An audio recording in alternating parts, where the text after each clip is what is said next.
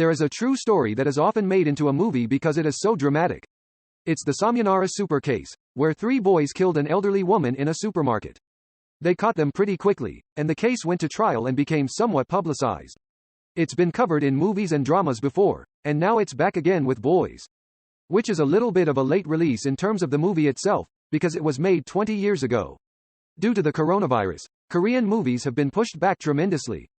And some of them don't even know when they're going to be released, and some of them have gone to Netflix. When I was watching this movie, I realized that Park So-I, the child actor, was filmed a long time ago. Seom Hye-ran was also filmed before I heard the expression, acting God, so her role is a little less important.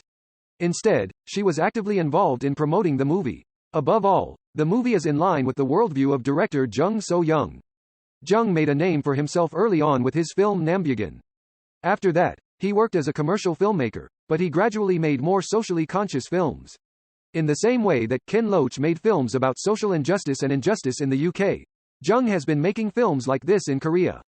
Whether it's his previous films, Broken Arrow or Black Money, he's a director who tells stories about social justice, and in this movie, Boys, the focus is not on the fact that he was falsely accused of murder, because the case is now so famous. Everybody knows what happened. I think what we're really interested in the film is the organization that set the boys up to do that.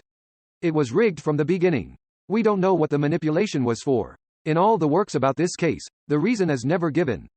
In The Boys, we see a cop who solves the case quickly and gets promoted.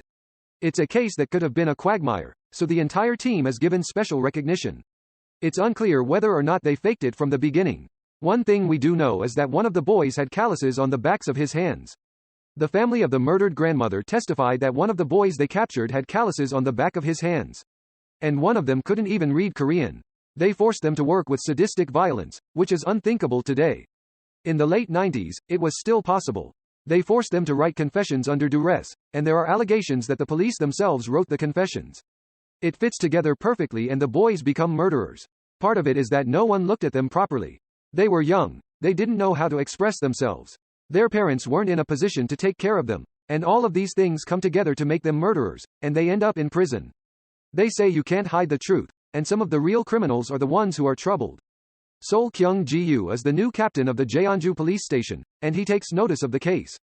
As he investigates further, he notices something strange, and crucially, he realizes that none of the boys can read or write Hangul. After reading the investigation report, he talks to the boys and realizes that it's a hoax. The important thing is that the case is already over. It's important that the boys feel wronged, but it doesn't matter to the organization. You have to admit that you did something wrong, and in this case, it's obviously the right thing to do. The question that always comes up is, do you expose the organization's cover-up? Is it better for the organization to bury it quietly? And in this regard, silence is often chosen for the sake of the majority. Later, after some time has passed, someone comes forward with a confession of conscience. And that's when it gets noisy, and it's complicated by the people around them. As truth and fact become entangled, the essence is often lost and only gossip remains. Even when the real culprit is caught, the people who solved the case can't admit it because it exposes what they did.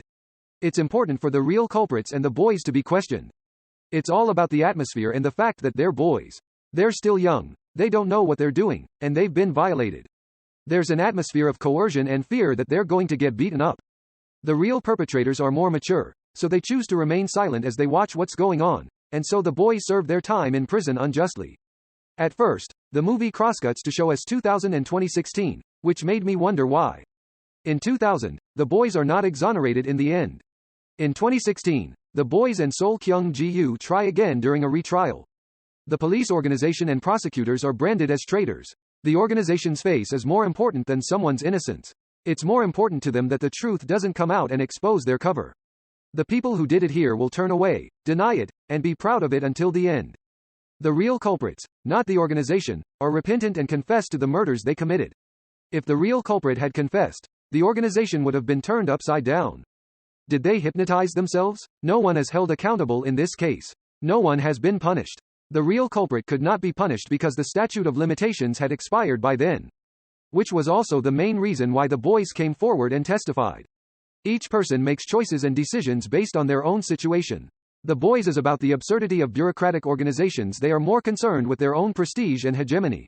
Maybe even now.